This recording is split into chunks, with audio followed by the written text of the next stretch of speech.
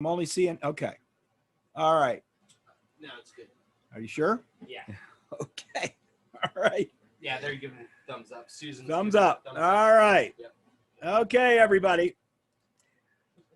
All right. If you have, now some of you were not able to get tonight's notes on the seat of Satan.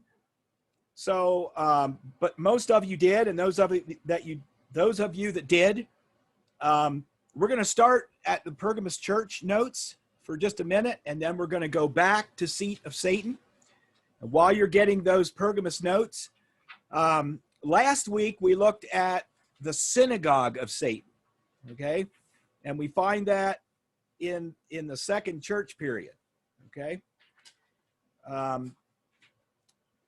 Now in Pergamos, and that was Smyrna, right? Sometimes I get some of these mixed up because there is Sardis coming. Yeah, it's Ephesus, Smyrna. Okay. So the Smyrna church, God tells John to write to these folks. If I can get this Bible, it doesn't say anything on the outside, so I never know if I'm upside down or right side up. So he doesn't say, or I'm sorry, he says to the different folks here, we're doing Pergamos, but I'm going back here just a minute. Smyrna, okay. Yeah, verse 9 of chapter 2. I'm just, while you guys get your notes out here, I'm just going back here a bit to lay a little groundwork. So last week, I know thy works and tribulation and poverty, but thou art rich, and I know the blasphemy of them which say they are Jews and are not, but are the synagogue of Satan. Okay, all that fumbled around just to get to the synagogue of Satan, okay? So that's what we looked at last week, and that is Zionism. Now, as we get to Pergamos, let's see, which starts over here.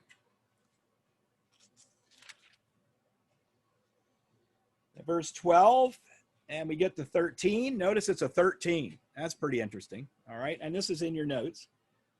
Okay, I know thy works, and where thou dwellest, even where Satan's seat is, okay?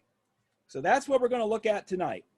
And thou holdest fast my name, and hast not denied my faith, even in those days wherein Antipas was my faithful martyr, who was slain among you, where Satan dwelleth. All right. So we got to go back to our threefold application. So as this is written, as we just, read it, and as John heard it and wrote it to the church of Pergamos, directly to them, okay, the seat of Satan was Pergamos. I mean, it just says it right there, okay? It says the seat of Satan was Pergamos, the actual city. You guys having something you need? Oh, we just didn't. You don't have Pergamos? Okay, you're not going to need it. I'm just reading a couple of verses here. Okay. All right. So the seat of Satan then is Pergamos in John's day. All right, that's our first application. Secondly, we have the application to the church periods, the periods of time, which it's 325 to 500 AD. Okay, that's the Pergamos church period time. So we're headed back to our church history study. All right. In that period of time, if you have the notes on Satan's seat, then you've already read, I'm assuming, that this develops. I'm wondering if that shows. Do you think that shows on the screen? On their screen? No, on my screen. It probably does if it's a screen grab. So why don't you knock down yep. Okay, we're learning as we go along here. So during the Pergamos church period, that period of time from 325 to 500 AD, we find the development of the Roman Catholic Church. Okay, and at 325 AD, that is Constantine the Great, and that is the beginning of Catholicism, okay? The Catholic system. Now, it's in its infancy. This reminds me a lot of the church. Okay, so the church is born at Pentecost. I have no problem with that. I agree with that. The church is born at Pentecost, okay? But it was not mature when it was born. Nobody is, okay? We're not mature when we're born. For a while, a few years, we don't even know we're here, okay? So for a little while, we don't even know we're here. I've had some people actually tell me they remember, I'm not even going to go there, okay? But some people tell me they remember things as early as 2 and 3 years old. Not me. You got to get to 5 before I remember anything. But anyway, some people say 2 or 3, whatever it is. And, I have to tell you, one guy just told me one time he remembered being in the womb. Well, whatever. Okay, I'm glad I don't. So you're born.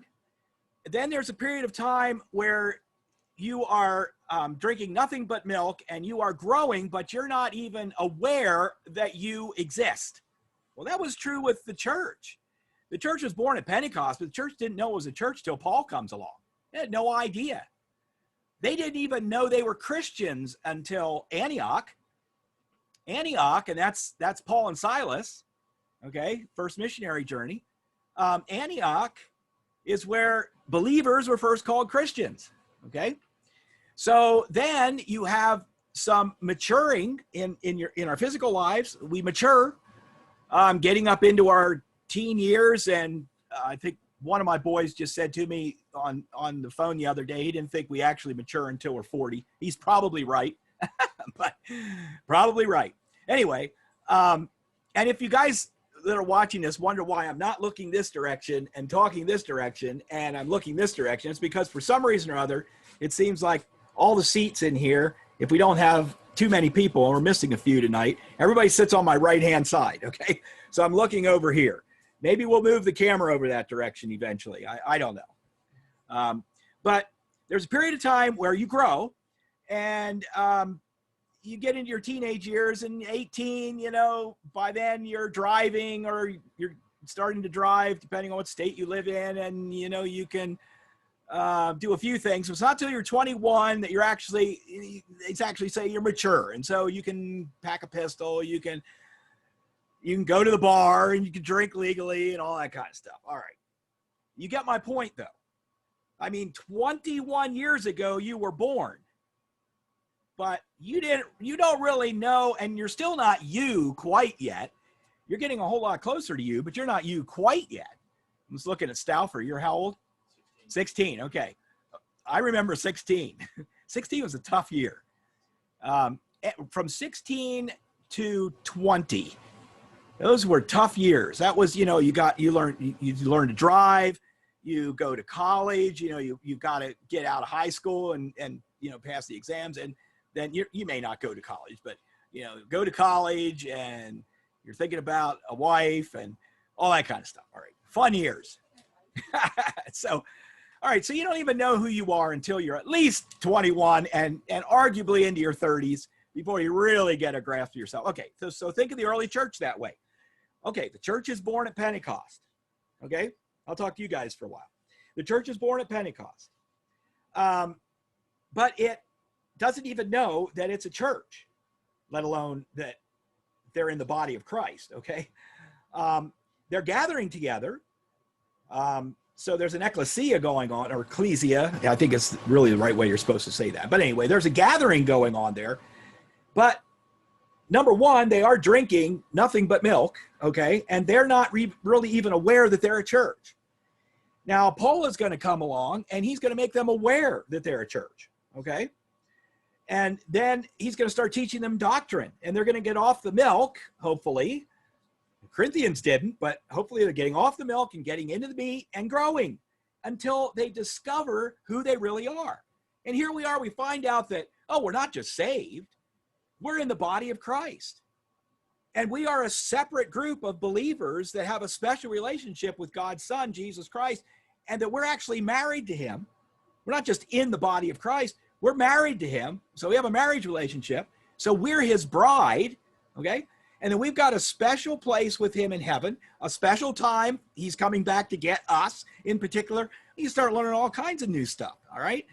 And then, you know, other doctrines, doctrines of the church, the Pauline doctrine, we call it. Okay. So the same thing is true in church history. You have this stuff grows. Okay. So the Roman Catholic Church just didn't happen overnight. In 325 AD, Constantine didn't set up what is down the street somewhere in your town that you can go, you know, check out on Sunday morning, 11 o'clock. The Vatican wasn't built, you know, within a few years of, of 325. All right. Rome wasn't built in a day. Okay. Yeah, that's true.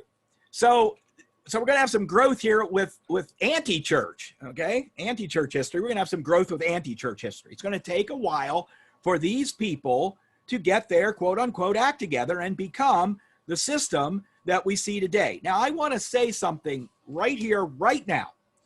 I am not anti-Catholics any more than I'm anti-Baptists or I'm anti-Mormons or I'm anti-whatever religion, except Satanism. I guess I'd have to say I am definitely anti-Satanism, and there might be a few other ones out there if I'm pressed to the wall. Well, my point is, I am not anti-Catholics. I'm not talking about the people in the pews. I'm not talking about the folks you rub shoulders with. Most of them don't have a clue of what's actually going on in their religion upstairs on the 7th floor. Okay. If you know Q, then you know about the 7th floor. All right. That's the top floor of the FBI. Nobody knows what's going on in the top floor and the 7th floor. All right. And unfortunately, a lot of fundamental, quote unquote, Bible believing Baptist churches, whatever, and which are supposed to be the best of the best, they're set up like that too. And they, you know, what's going on back there in the deacon's office and the elder's office, or, you know, whatever the setup is, whatever they call themselves, you don't get to know everything that's going on. It's not supposed to be that way. That is Nicolaitanism. All right. And we already saw that God hates Nicolaitanism. And again, Nicolaitanism is, Nico is, you know, clergy. We'll use that word, clergy, and then Laotin, Laos, the peons. Okay. So you have the clergy and you have the laity, the peons, people in the pews. All right. Now that is a Catholic system. God hated it from day one. The church was never supposed to go that direction, but I'm not going to sit here and gripe. Just throw that out there.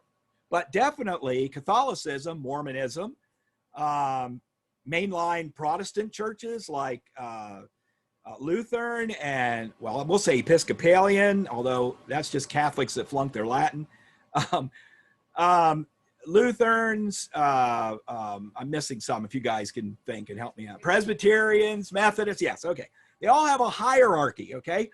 And the hierarchy hires and fires the ministers that go to these churches, and they tell you what to preach, and they, you know, tell you what you put in your bulletins and all this kind of stuff. All right. I'm hoping those don't come up either. I wonder why all of a sudden that's coming up. Isn't that odd? I guess we'll find out when this whole thing is over, because suddenly now I'm seeing all these people. Do you want to see if you can?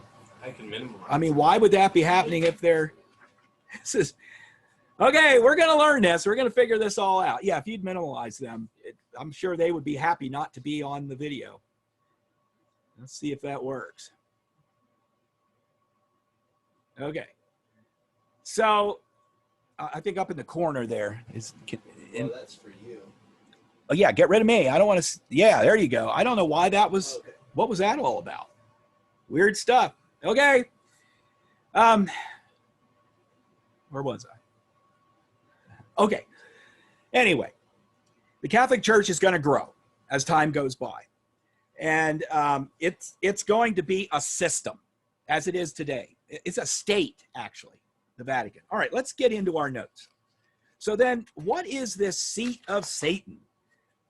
All right, again, it's Pergamos in John's day.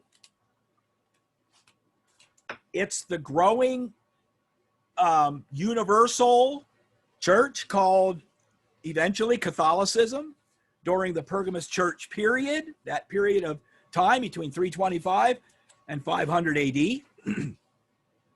And then it is the Vatican today.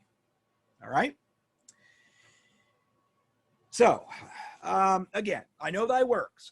Revelation 2:13. I know thy works and where thou dwellest, even where Satan's seat is. So Satan's seat at the time that the Lord is revealing these things to John is in Pergamos. And thou holdest fast my name and hast not denied my faith, even in those days when Antipas was my faithful martyr who was slain among you, where Satan dwelleth. Okay? So it's not only the seat of Satan, but he's sitting there. He's running the thing. He's dwelling there. So we're looking at a spot on the map where we know that Satan is in control. Okay, I started this whole thing out by saying I am not anti-Catholics. Okay? I never finished that statement. I am anti-Vatican state, anti-Catholic religion. I am that. I can't squirrel out of that. I am. I'm anti-Mormon. I do not believe these religions are true. There's some truth in them. Enough truth in them. And a lot of people, I mean, it's about Jesus and it's good and they do good things. And you've got Mother Teresa, who's one of the most, among the most, we think, wonderful people that ever lived and etc. I mean, I'm sure there are very, very good Catholics, but I'm talking about the system. I'm talking about the religion. The Bible pegs the religion. It pegs it. Okay. Now, you know what's happening in the Vatican right now. You know what's happening with the child thing. I'm just going to call it that because I'm asked when I put these things up on YouTube, I'm asked if this is child friendly. And if I say it's child friendly and I say some words like the pedo word, maybe I already did it, I don't know. But if I say these words, then that dings their little monster machine that, shuts you down. So I'm going to try not to say anything to get shut down. If I get shut down, we'll just have to go to a different platform that lets you have freedom of speech, okay? YouTube does not allow us freedom of speech, just to a point, and it's their point. It's never clear exactly what we're allowed to say and what we're not. So we are headed for, and I say this without apology, we are headed for a look at the Vatican here and at Catholicism and at Rome and at the Pope. Okay, now we're not going to look at the present day Pope, but when we get to the Antichrist is going to come through the Vatican. He's going to be a Pope. We don't know that he's going to be called a Pope, but we know that he will be running the Vatican state as well as the entire world. Okay, but that's where it's going to start. It's going to start with a peace pact between the Vatican state and Israel. That's where it's going to start. All right, so tuck that away for when we get to the Antichrist. We got some real deep dives to do. We got some really deep diving to do, folks. I hope you can handle this. I mean, you're going to have to pinch your nose or put on your oxygen tank because we're going to go down deep. Okay, I don't want to offend anybody, but the book is the book. The Bible's the Bible. The truth is the truth. It's right there in the Bible. A city set on 7 hills. There's no question about the fact Revelation 17 is Rome. No question about it. And no question about the fact that Vatican is its own state in Rome and that it is a separate state, okay? And that it is a church state. Where then is Satan's seat? In its direct context, the city of Pergamos. Now, this is really interesting. The city of Pergamos in Lower Asia Minor, one of these churches, we don't know how Pergamos got started. We know how Corinth got started. We know how Ephesus got started. We know how all of Paul's churches got started that we find in the New Testament, that we find in the book of Acts. We know how they started, okay?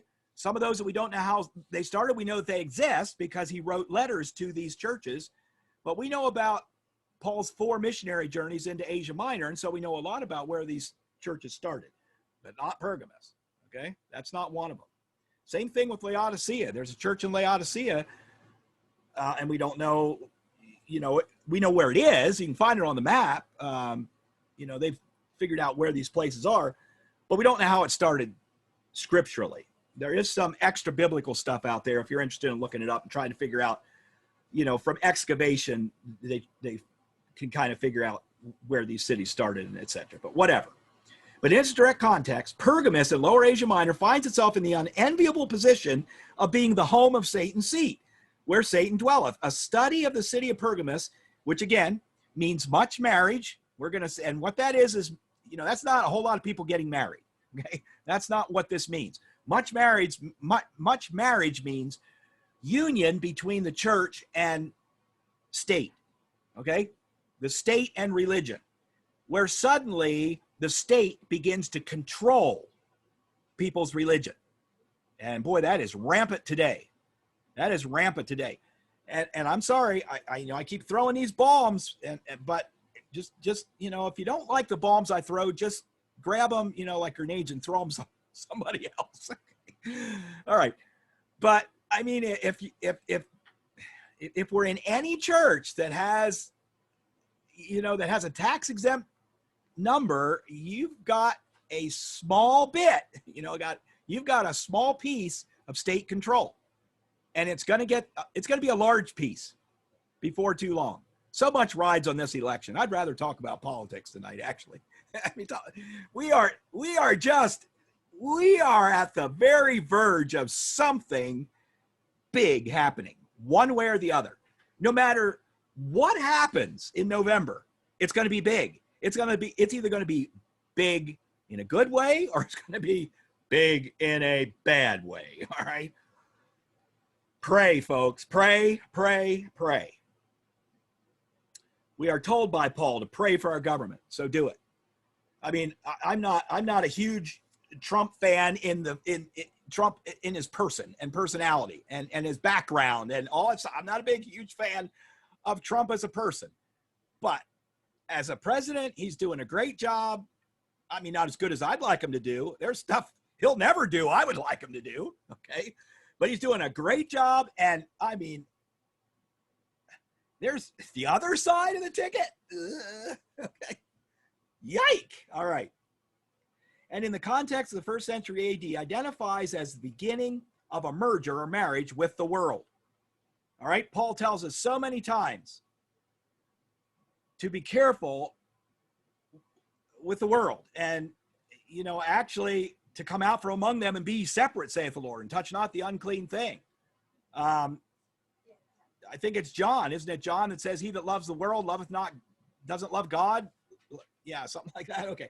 I mean, so the world doesn't win, place, and show.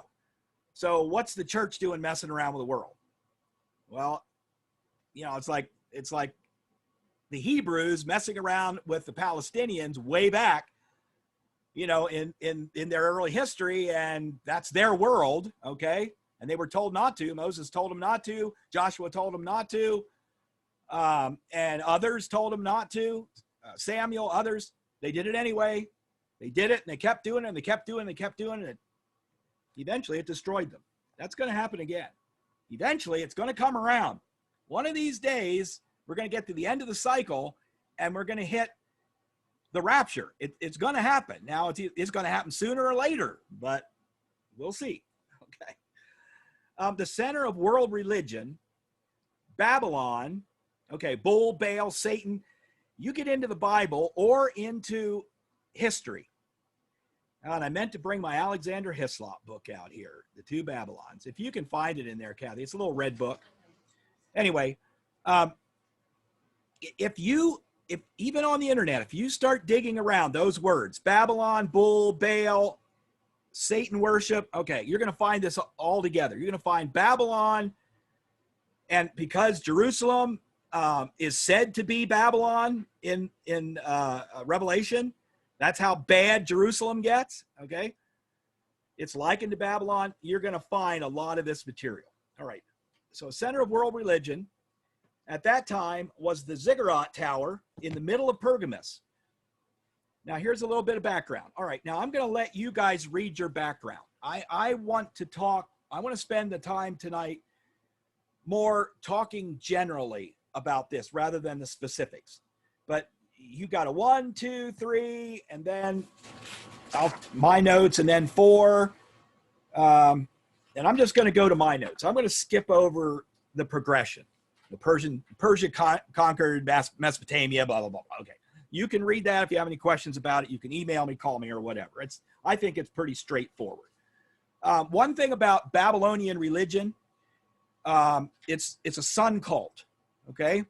And the bad thing about the Christianity, the anti-church Christianity, Catholic setup, is that is where all of this stuff, Easter, the Easter eggs, the bunny, and then the bunny has morphed into pizza. Okay. That's all I'm going to say. Some of you understand what I'm talking about. Okay. It's morphed into the child thing. All right. And the Christmas tree, Christmas, the Yuletide, the mistletoe, all this stuff comes from pagan Babylonian sun worship and Phoenicia, Babylon and Phoenicia. Okay. It all comes from that. Here's the book. This is the Two Babylons. I don't know if you can see that or not. All right, Two Babylons. Doesn't look like much. Kind of an old book, as we talked about last week or so. But I'll tell you what, this thing is full of symbolism. Again, if you know anything about Q, you know that symbolism is their downfall. Okay, this book is full of all this kind of stuff. I don't know if that.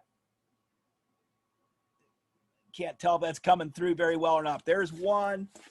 Some of this stuff is almost, let's see if I can find any of the temple stuff real quick. Okay. Here's another. These are Semiramis. Okay, I can't go through all this stuff.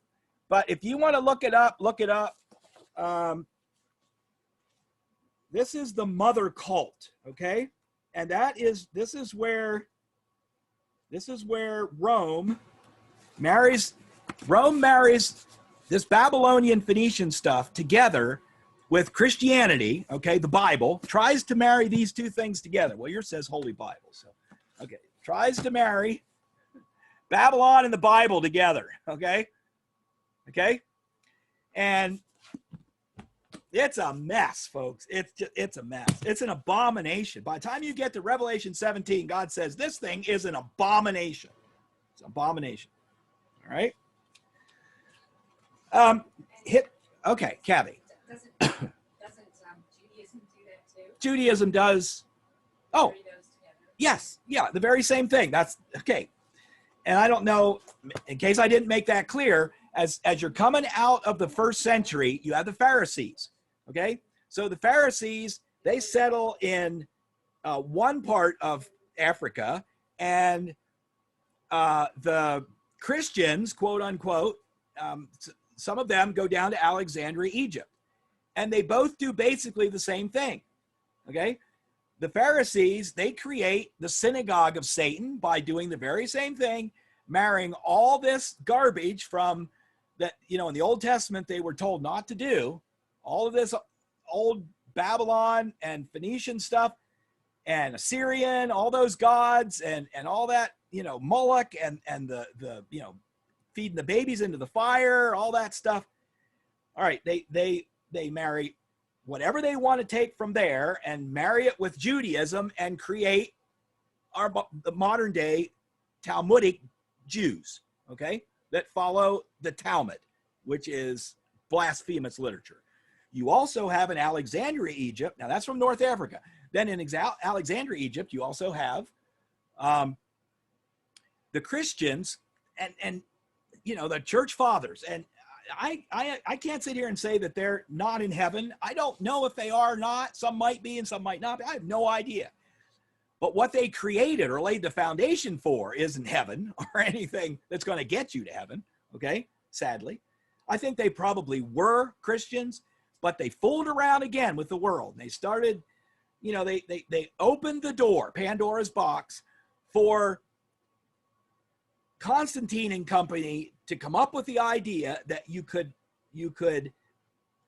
marry, much marriage. So you got marriage going on with Judaism, you got marriage going on with Christianity. You could marry the Bible or New Testament Jesus, Christianity, okay, you could marry that with the mother cults, you know, the sun worshipers, the Semiramis just becomes Mary, Mother Mary.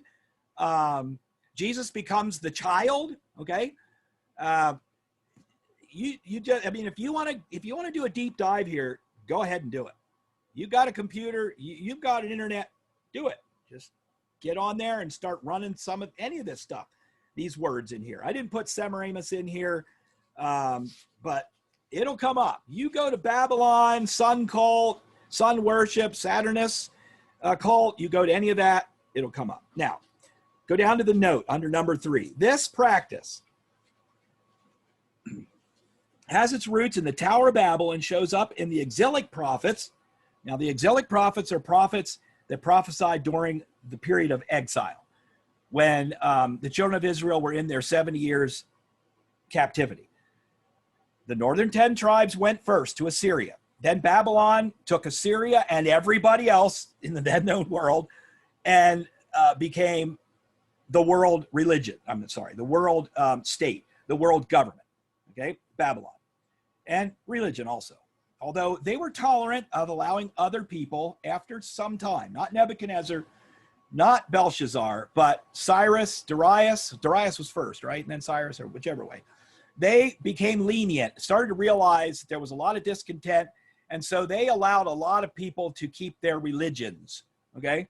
So they were tolerant, and Cyrus actually sent Nehemiah back to build the walls and was supposed to build a temple, never got around to it under Nehemiah's lifetime, but by the time of Jesus, they had rebuilt the temple, and etc. So, but this practice has its roots in the Tower of Babel and shows up in the exilic prophets as a curse upon Israel, okay? And that comes from what you read in 1, 2, and 3. Now, I just want to throw a couple of verses in here and make some explanation. I just made some what might be wild claims to some of you about this stuff of, you know, what's this deal about, you know, Christmas and Easter and whatever. Well, it gets so bad, it's into your birthday, okay? It messes with, actually what we do for our birthdays has its roots in Babylonian sun cult worship. Yep, I'm going to read it. Jeremiah 7:18. The children gather wood and the fathers kindle fire. This is Jeremiah writing to Israel in exile. We can call them Jews by now because that's what the Babylonians called them. All right, so he's writing to the Jews. Women knead their dough to make cakes to the queen of heaven and pour out drink offerings unto other gods that they may provoke me to anger. Jeremiah 44:17. Who's me? God. That's what I thought. So yep. This is God speaking to yes. Jeremiah? Through the prophets. But we will certainly do whatsoever thing goeth forth out of our own mouth to burn incense unto the queen of heaven and to pour out drink offerings unto her, as we have done, we and our fathers, our kings and our princes in the cities of Judah and in the streets of Jerusalem. Okay. Again, this stuff that I'm talking about, you can find it in the 2 Babylons. Now, this is not the only reference book where you can find this stuff, and you can also find it online. You can type in the 2 Babylons or type in any of these other keywords that we've been talking about. Cakes to the queen of heaven. Type it in and see where it leads you. It's going to lead you right to the birthday cake. What they were doing is they were baking cakes to the Semiramis's birthday. Okay, that was the queen mother of Babylon, of the Babylonian religion. Now it's Mary, the queen mother of Catholicism. And what do? They don't bake cakes, but they make a cookie and they light candles. Okay, I mean, all this stuff. There's a source for everything that goes on in this planet. There's a source. And as you go back, it gets narrower and narrower and narrower until you get to the source. And I'll tell you, the source is Satan. And the source of all this in your Bible is Genesis 6.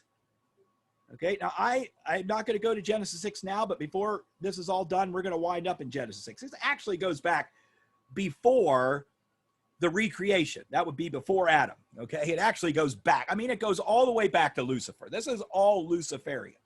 But as far as people beginning to worship the heavens and beginning to worship Lucifer and beginning to worship the light, all this stuff, it narrows down into Genesis 6. Okay. Comes through Genesis 11, Tower of Babel. God said, you know, if we remember this, so they're building this tower to reach unto heaven. Now, they were not, you can study this out, but that does not mean they were trying to build a tower so high that it would reach up to where God lives. That is not, they weren't about God. They were about the gods. So they were building a tower up into the sky so that they could observe the stars and the planets and all those things. Okay, that's what a ziggurat tower is. And the ancient Incas and Aztecs and whatever, and I don't know if this goes all the way back to the Tower of Babel or not, but these ziggurats, as you go along from Egypt and out into these other countries and these ancient Indian peoples, they had a temple built on the top of the tower. Okay, all right, and this was their worship temple, and it was because they knew much more about the stars and the planets and the heavens than we do now. I just say generally do now. I know there are some people that get deeply into astrology and they know a lot of things that are going on, whatever. I personally, I don't recommend that. But that is, we know it's out there. The horoscope okay, it comes from somewhere. All right. But see this, all this stuff goes back here.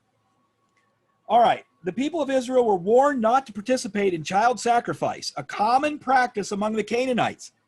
So it's nothing new. What we're hearing about now, this is nothing new. This has been going on for a long, long, long time. But the United States of America, for crying out loud, Europe, I mean, I could even see some of the European countries a whole lot quicker than I could, let's say, England. Or for heaven's sakes, the United States of America. I mean, we're the only thing left. If this is going on here, and it is, then it's not a laugh or cry situation. It's just a cry situation. They were religiously influenced by the Babylonians. Ferocious writes, I now pass to the religious aspect of the problem. It would seem evident that Canaan or Amoria was in close contact with Babylonia in this period. Semites, remember, Semites are not just Jews. Semites are Palestinians. Semites are people who live in that Middle East region. They're all Semites. They're all from Shem. This nonsense now that you're anti-Semitic because you're against the Jews is just a cooked up bunch of nonsense from the 18th century. Okay? And actually it goes back before the 18th century. By the time you get to the 18th century, that's now a definition. That anti-Semitism means you are anti-Israel or anti-Jew. No, a Semite is somebody who lives, was born, lives, speaks Middle Eastern. All right.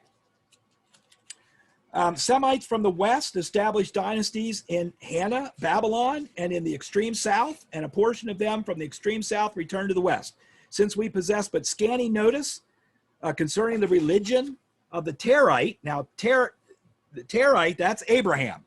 Okay, Terah was Abram's father, who becomes Abraham. Okay, in the biblical records, the rich evidence from their inscriptions in Babylon, is all the more welcome. Okay, in other words, there is definitely a connection here between the Jews, the Christians, and the Babylonians.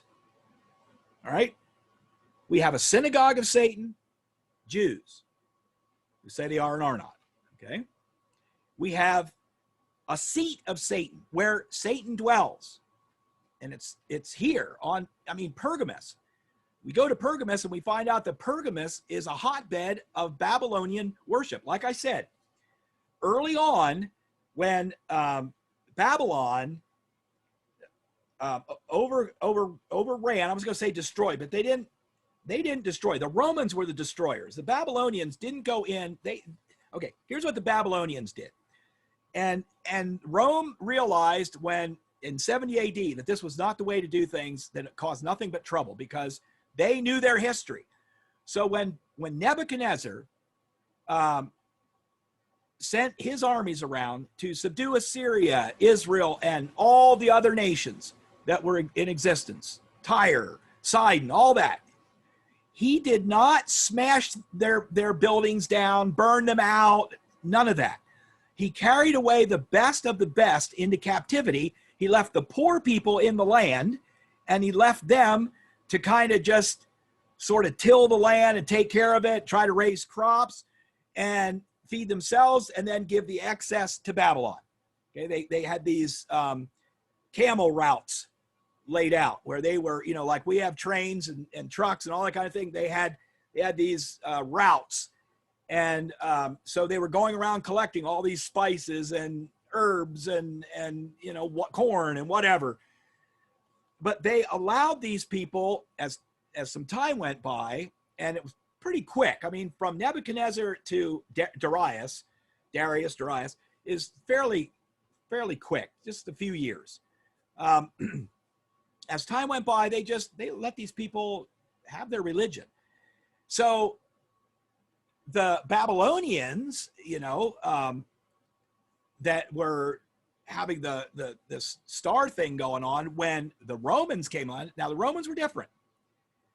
The Romans came in and smashed everything, burned everything, scattered everybody, because they owned the world. And they thought to themselves, now, why should we do what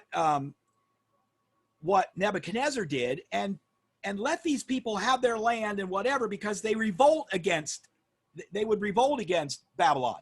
They were continually having, Israel did this. Israel, the people that were left after the carrying away into captivity, that were left, and we have some exilic, that's the exile, during the exile, we have some kings in Israel and in Judah, okay, because they're split. Israel, top 10 tribes, Judah and Benjamin, 2 tribes. Okay, so, and they would revolt against Nebuchadnezzar. He'd have to go out there and subdue him again. And so when the Romans came in to subdue the world, and they just destroyed everything and scattered everybody everywhere. So when that happened, the Babylonians, they had to run, okay? So they went running out of Iraq. That's modern day, Iraq. They went running out of that area of the Middle East up into Asia Minor, and they wind up in Pergamos, okay? So they build a ziggurat tower. It has a temple on the top, and they just keep right at it. There's still human sacrifice. All this stuff keeps right on going, okay? The thread goes all the way back, undoubtedly through Cain, okay? But definitely back to Genesis 6 and the giants. And you say, well, they got wiped out. No, there was a vestige of them left. We know that because the Canaanites we have Rephaim. We've got a remnant of the giants, okay? So the giants were able to get through the flood, or they came through Ham. There's no absolute knowledge of exactly how it happened. We'll find out all of, the ins and outs of all of this one of these days. Instead of, seeing through a glass darkly, we're going to see face to face. A lot of studies. Revelation is the last book about Genesis and Revelation. Those 2 books take you on, you're just flipping the pages. Once you start this stuff, you're just back and forth, because it's a circle, okay?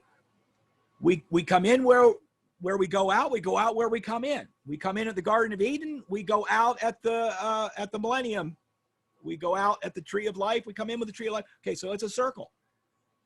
So Genesis, if you want to take the Bible and bend it, you bend the Bible like so, and you'd have Genesis and Revelation. So what's happening in Revelation was the actual plan for Genesis.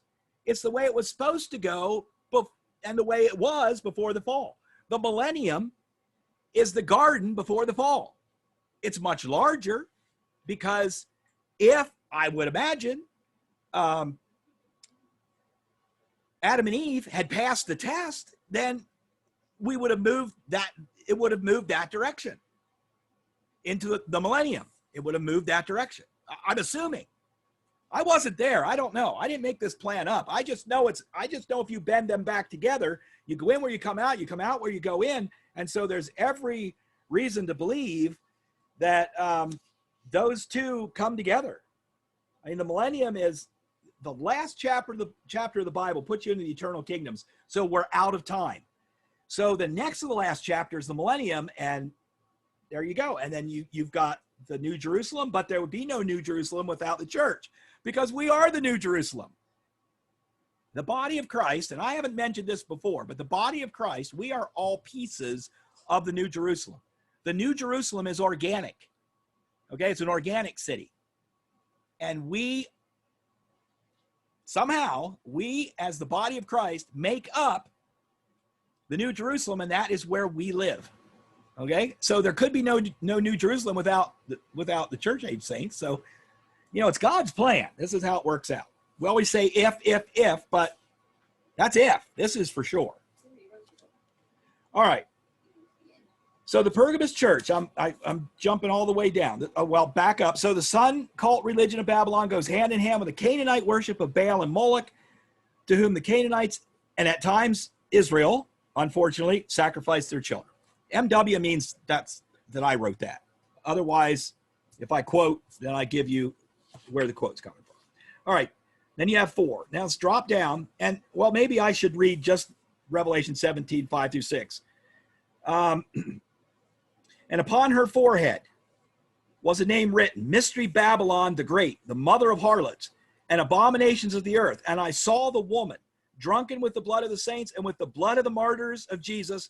And when I saw her, I wondered with great admiration. Now, the word, we use the word admire, admiration is something good. But Old English, admiration was just to wonder greatly at anything, good or bad, just to be blown away, okay? Now, he was just totally blown away with this woman that he sees in Revelation 17. And that woman is basically the Vatican, okay? It's Rome, all right? We'll when we get there, I mean, there's a lot of groundwork to lay here before we get there.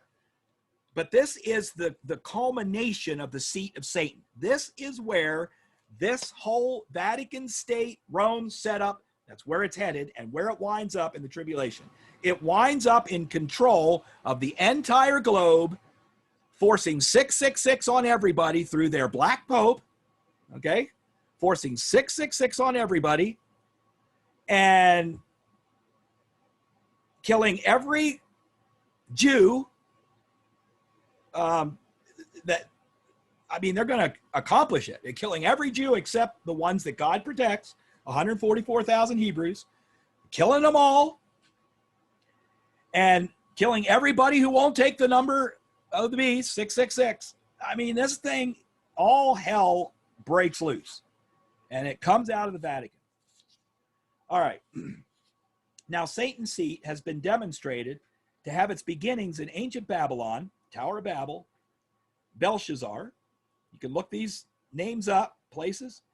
When Rome conquers Mesopotamia, which is present-day Iraq, the Babylonian cult moves to Pergamos in Asia Minor, where it hangs out until 313 AD, during which time it marries with the Greek mythology of the Romans. In 325 AD, Constantine the Not-So-Great, the first quote-unquote Christian emperor, okay, marries Christianity with Greek mythology and Babylonian cult worship in an effort to stop religious mayhem. By that time, Rome is just I'm trying to think of the first pope. It wasn't Diocletian, Nero. From Nero on, I mean, from Nero to Constantine, and they weren't popes. They were, which just went out of my head. Emperors, thank you. They were emperors. The emperors became popes under Constantine, the Not-So-Great. Okay, 325 AD. 313 AD, sorry. So So I kind of lost my train of thought. All right. So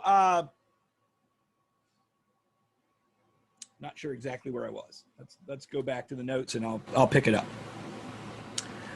All right. Constantine the Not So Great. First, quote unquote, Christian emperor, Pope of Rome, marries Christianity with Greek mythology and Babylonian cult worship in an effort to stop religious mayhem. Okay, that was it. They were just killing people, right? They couldn't kill them fast enough. The more the emperors filled the Colosseum with Christians and lions and gladiators and all that stuff, the more they did it, the more Christians popped up, and they could not get the job done. So Constantine in 313 says, you know what, we need a new tack. We need a new world order here. We need to change something drastically. All right. So now what we're going to do is we're going to marry the world and religion together, and we're going to become Christians, and then we're going to say what Christianity is, and we're going to make it enough Christian that Christians will be okay with it, enough heathen that heathens will be okay with it. We'll have peace in the region, Pax Romana. Okay? And that's what he did. So if you wonder where the Vatican came from, you wonder where Catholicism came from, you wonder where this all happened, it happened in 313 AD to 325 AD, and then from 325 AD, the Council of Nicaea, it is what it is today. All right. Excuse me. They were killing Bible-believing Christians in the region, actually the then-known world. By 500 AD, the whole fiasco is in full swing with a Nicolaitan church state setup that exists to this day. Catholicism is the only religion to have its own sovereign state and country. You don't think Catholicism is important? You don't think Catholicism is the king religion? You missed it. I don't care if you have a Bible or not. Tell me one. Now, Mormons, I'll call them Latter-day Saints. I think they like that better. Latter-day Saints have a city, but it ain't a state. Oh, I've been there. It's difficult to get in. Yeah. Like you've been there too. Which one? The Vatican. Oh, Yeah. yeah. I thought you were talking about Salt Lake City there for a minute. That's okay. So the Mormons have Salt Lake City. They have a city, but they don't have a state. And you're right. It's tough to get in there. Yes, it's a state. Okay. Don't ever forget that. There's something very special about Rome and the Vatican. As we will discover as we move along in our Revelation study, the Vatican, present-day Rome, along with its head, the Pope, will play the major role in Antichrist, Satan incarnate rule of the tribulation period. When the Apostle John saw Babylon and all its ignominy, it blew him away. Okay, I'll read Revelation 17:3 again. So he carried me away in the spirit of the wilderness, and I saw a woman sit upon a scarlet-colored beast. We'll talk all about the woman again and the scarlet-colored beast, what that's all about. The red. I mean, you got to know it's got to be about blood. Okay, it's about blood. Remember, they are, I guess that's in here too. Drink, yes. All right, let me go on. Scarlet-colored beast, full of names of blasphemy, having 7 heads and 10 horns, and the woman was arrayed in purple and scarlet color. Those colors familiar to you? Okay. And scarlet color, and decked with gold and precious stones and pearls, having a golden cup in her hand. Purple, scarlet, golden cup. I mean, you can go down the street and go on in the Catholic Church and take a look. You're going to see these colors. You're going to see this cup. They're going to want you to drink out of the cup. And what are you drinking out of the cup? Wine. And what does wine stand for in the Bible? Blood. All right. And upon her forehead was a name written, Mystery Babylon the Great, the mother of harlots and abominations of the earth.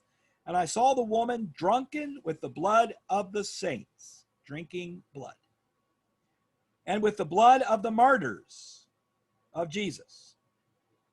Now, this isn't so far out as people thought it was. 20, 50, 100, 150. 2 years ago. Maybe 2. Okay. Not as far out. What's that saying up there? Talking. Mike Wow. Okay. Yeah, it's not so far out now. And when I saw her, I wondered with great admiration. For an in-depth study of the subject, there's a good start right there. Okay. That pretty much wraps it up for tonight. We're going to come back to Pergamos, Lord willing, next week.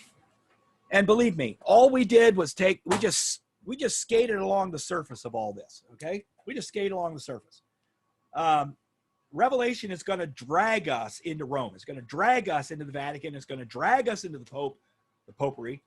It's going to drag us into, because we're going to get drug into the Antichrist, who is the major player of the Great Tribulation. And whoa, we got a long way to go and a lot of digging to do. Okay. Hope you all enjoyed it. God bless you. We're going to go ahead and shut it off here and then have a word. Oh no, let's not do that. I said that we would open it up. That's right. We'd unmute everybody.